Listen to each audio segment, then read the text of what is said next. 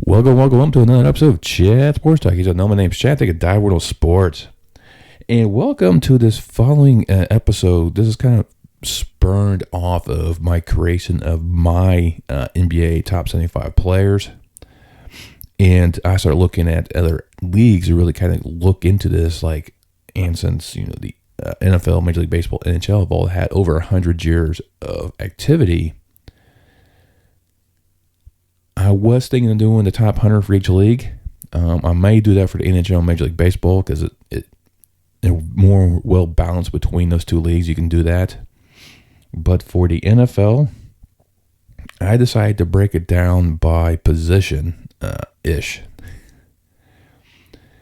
Because if I do 100, I realize that my list would be more quarterback, running back, receiver, and linebacker specific, and leaving kind of some of the other positions out there, which is not really not fair for the linemen, who are the backbones of any NFL franchise, because you can't protect your quarterback, you can't throw, you can't drain your holes. The running back can't make those great runs. So I decided to break it up by position ish, and I'm going to start this one off with my top 50 quarterbacks of NFL history.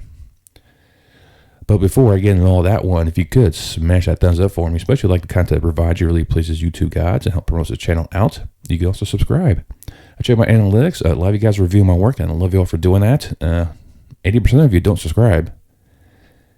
And it doesn't cost you a dime. It helps me provide more entertainment value for you. Now, when I came up with this list of quarterbacks, I struggled immensely. I think I went back and forth for a long time, actually. I've been kind of thinking of these quarterbacks and always concentrate myself on a lot of ones I grew up with, especially, the 80s and the 90s, where you have some great quarterbacks show up like Montana, Marino, Elway, Brett Favre. So when Tom Brady took over, Aaron Rodgers was kind of the heir apparent. Those quarterbacks there that you strive for and try to root for, and like Warren Moon and Jim Kelly. I'm going to 4 straight Super Bowls and not winning any of them, and the kind of thing I was like missing some of the older heads. I mean, I knew about Joe Namath, I knew about Bart Starr, Lynn Dawson, but not many of the other quarterbacks. So as I dive deeper into this, I found a lot of the old school guys like Sid Luckman and White Tittle, Johnny U, Patty Driscoll, and those type of quarterbacks. So try to generate a top 50 is kind of hard, really, I think, to really narrow down the top 50 quarterbacks. I think everyone could probably agree about 40 of them. There's definitely some ones in here that are kind of iffy, to say the least, but some of them I went by what they did pretty much at their prime. Not necessarily because of the longevity, but because of what they did at their prime and what their some of the threats were. And if you look at this particular list, I kind of wrote down some of the key factors that's in here. This list will contain 35 Hall of Famers. All the Hall of Famers currently in there as a position of quarterback are in this list. 2 of them are actually in 2 separate Hall of Fames, which is kind of unusual. There's 2 7-time champions in here. Yeah, everyone thinks Tom Brady's the only one. He is not. And looking over some of the accolades we have in here, there's 31 NFL championships. This is actually before the advent of the Super Bowl. Remember, the first 4 Super Bowls was still separate leagues going at it. So, you got to think of it that way as well. 47 Super Bowl championships, 7 AFL championships, 4 All-American Football Conference champions. It's all by the same person, by the way. And then 5 Grey Cup champions. That's the winners of the CFL. And yeah, there's a couple NFL quarterbacks on here that did play or start their career in the CFL. And one found himself being elected to the CFL Hall of Fame, basically what he did in his first few years with that league. And then looking at the MVPs, there's 25 Super Bowl MVPs, 46 NFL MVPs, 4 AFL, 1 USFL. That's right. There's 2 quarterbacks in here that spent time in the USFL. They got their start. 1 CFL MVP and 2 AAFC MVPs. The only thing I'm missing on here is 4 MVPs and 3 champions in this list alone. So this is a very inclusive list. You'll see a lot of probably names you probably didn't recognize or don't recall. A lot of names everyone kind of is familiar with. And instead of me going through here and actually kind of go, hey, here's the last, here's this person's what they did, here's who they play for. I just kind of provide a little presentation with some of the key highlights in here in that. And it goes by the time frame they start playing. So this is not alphabetical order or anything like that, or how I would rank them. But it's go by when they start playing. So the first one on the list, just to let everyone know, right at the bat, it's Patty Driscoll. He's one of the OGs when it comes to the quarterback position. And in the time frame in the early NFL, the quarterback is not was not as predominant as it is today. The game has evolved since the rumblings of the 1920s, even before then when it's still like a professional, semi-professional leagues. And it has evolved during the 20s, and you start seeing it get more and more where the quarterback was coming more of the field general, and there's more for passing to where it is today, where you're thrilled when you see 50-yard bombs. Early days didn't really have that much, but you'll start seeing some of these big names come up. Sammy Baugh was a very prominent passer that really kind of elevated to the position of quarterback. It really kind of took it forward to include Otto Graham and George Blanda, who the old man. He's actually, him and Tom Brady both are the 2 oldest players that complete a touch or complete a pass. So you got that one going for you. Some of the earlier guys actually played multiple positions. So like I said, the early days of the NFL, it was more of an Iron Man game. You played both ways and special teams. And George Blanda on this list, another spoiler, is actually the last of the ones that did multiple positions, because he stayed later and did a lot later in his career, stayed in the NFL as a kicker. So we'll have that going for you, and I'll kind of highlight some of the things, all the decade teams, the anniversary teams. So all that's in here. So I'll go ahead and show you that little clip for you and let you kind of enjoy my perception of the top 50. And I'll see you on the other side.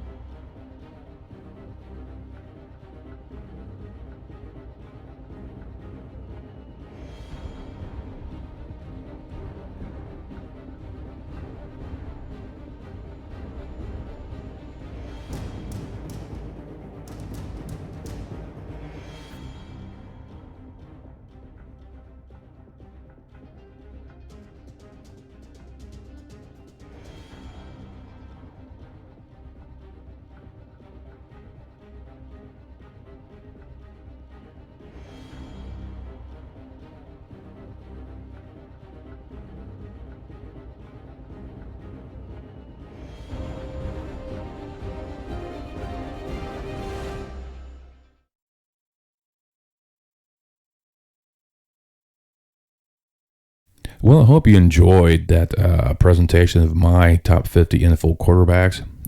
One side note to kind of point out, Johnny Unitas is part of the 50th anniversary NFL team. I forgot to include that into that particular aspect. And I understand there's a few names on here, probably a little questionable. I think like Joe Theismann, Boomer Esiason, maybe Steve McNair, Cam Newton. I think kind of the top ones that kind of come to my mind. And the reason why I put Cam Newton in here is more because of his running ability, where he's 25th all time in rushing touchdowns. You don't have quarterbacks doing these nowadays, and he was the epitome of the dual threat. You could pass and you could run, so it's really hard to really kind of determine where to really pinpoint his ability, especially during his prime in this time frame that he took the Panthers to the Super Bowl. But this list is actually far from perfect. There's a lot of names I had on here before that I pulled out, and I kept changing this list quite a few times. So there's like another 15 names that I considered, mostly because of stats. A lot of them had a lot of huge stats, a lot ranked in the top 25, and they were career passing yards or passing touchdowns. And I really looked at them. We even looked at some of the younger guns that is really starting to elevate their game and be, one of the elite quarterbacks right now. And I'm going with this list. This will have the 4 missing MVPs, as well as 3 more champions. Actually, one of these was a Super Bowl MVP as well. So we'll kind of throw that out there. So this is kind of like my, cutting room floor 15 guys that I kind of considered. Some of them I did kind of leave off because there just wasn't really enough for me to really put them in the top 50. But if I was going to do something like 75 or 100, these guys would definitely be in there. So I'll let you enjoy this little clip. And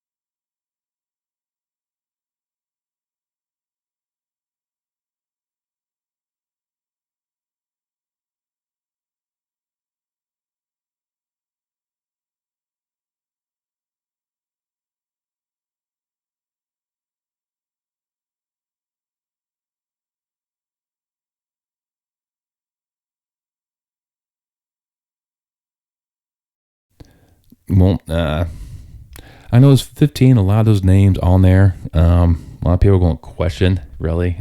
Dave Craig definitely comes to mind that people are going to question because he played for some pretty bad teams. Vinny Testaverde, even though he had great numbers, but he also had a lot of interceptions. I mean, he almost had as many interceptions as he did touchdowns.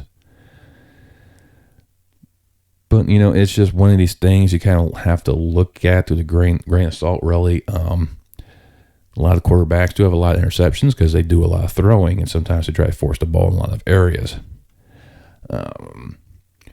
As you see, Joe Flacco got on this list, and people are like, Flacco. Yes, I understand his past 4 years has been abysmal. Probably even 5 years. It's just not has been any good. He's kind of gone downhill, but he's got the numbers up there to kind of put him in that upper echelon. At least when you consider, maybe a top 75 group.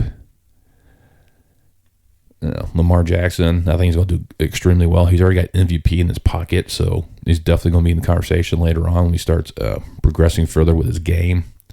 Josh Allen, I think she's right around the quarter for him to finally get that honor. Yeah, no, there's probably some other quarterbacks you probably throw out there to go possibly be part of maybe a top 75 group, like Randall Cunningham, Jim Everett, Alex Smith was another great quarterback. He did that with 3 teams, so that's hard to really perform that much for 3 teams. Kirk Cousins is a current quarterback that's doing extremely well. Tannehill actually has some great stats, and if he continues that great trajectory with the Titans, I think he's going to find himself in down there. But I think those first 6 years he'd spent in Miami might bring him down. Derek Carr, who's able to stay with the Raiders, I think really help him out. Jim Plunkett was an old school quarterback I remember from back in the day. Jack Kemp was another quarterback in the AFL. He found success in the AFL, but did not really do very well while he was in the NFL. And then, of course, you got some of the young guns like Herbert, Burrow, maybe Trevor Lawrence might do well. Mac Jones actually did extremely well this past season. Tua Tagovailoa has upside. Jalen Hurts has upside. Justin Fields. I mean, there's so many different names you can try to throw in there to kind of put in a position to be maybe considered the elite. But for my top 50, the names I came up with, like I said, is all the Hall of Famers. You look at all the hardware that these guys have collected over the years. When you have 2 7-time champions, at Otto Graham, if you count his 4 years in the AFCs before it merged with NFL, or before it folded and those teams moved to the NFL, and then he won the first 3 NFL championships. So that Cleveland Browns team that came out was just dominant when it arrived at NFL, because it had that 4 years of working well together and building that bond, and took it to the NFL when it showed up. And of course, you got Tom Brady, all those Super Bowls he attended to, and then he walked away with 7 rings. I mean, 7. I think he will always be the number 1 quarterback in everyone's list. I think there's no question about that. And if I was going to put maybe a top 5, definitely a little bit Brady, Peyton Manning, Drew Brees, Aaron Rodgers, and Brett Favre. I mean, some of those guys I think you kind of interchangeable, but Tom Brady, of course, is going to be number 1. And notice none of the old guys. These are the guys that are probably set in the top 5 in all-time passing and all-time passing touchdowns. So there's no question about that. And these guys spent a long time in there. Most of them are. 2 of them are in the Hall. 2 more should be first ballot once they become eligible. And then whenever Aaron Rodgers decides to finally hang him up, he'll definitely be a first ballot Hall of Famer. There's no question in my mind about that. But that's my take on the quarterbacks. Who you think should have been in the top 50? Who else should I really kind of looked into that for possible addition? Should I, create another list of, my 75 and go from there? Just let me know down in the comments below. I love interacting with you guys about all this type of information. And I will be doing one for the running back soon. Once again, it's probably going to take me a while to get that one going, to get all the information. I already have a few names. I already know it's going to be right there on that list, just because of the forefront of, they're pretty much the gods of the running back community. Like Walter Payton, Barry Sanders, and Emmitt Smith. I mean, those 3 right there are just your pinnacle of the running backs. But I'll be working on that one. I'll hopefully get that one out to you guys soon. In the meantime, please comment, like, share if you like this content. It really helps promote the channel. You can also subscribe. Once you subscribe, hit that bell notification. Let you know next time I post a video, and I will see you next time on Chat Sports Talk.